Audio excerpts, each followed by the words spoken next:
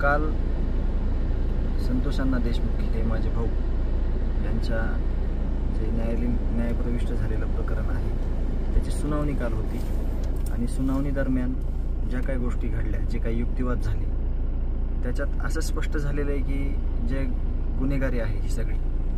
जी संघटित गुन्हेगारी आहे, जे आपण पहिल्यापासून म्हणतो की हे सगळे आरोपी एकच आहे, अपहरण ते खून ही सगळी जी घटना आहे हे सगळे आरोपी एकच आहेत. या आरोपींनी अपहरण करून जी हत्या केली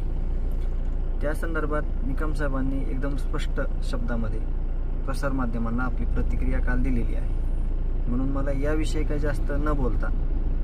मी एवढं बोलेल की आम्हाला न्याय मिळाला पाहिजे आणि या आरोपींना फाशी झाली पाहिजे आणि हे प्रकरण सगळं फास्ट ट्रॅक कोर्टात चाललं पाहिजे आणि लवकरात लवकर या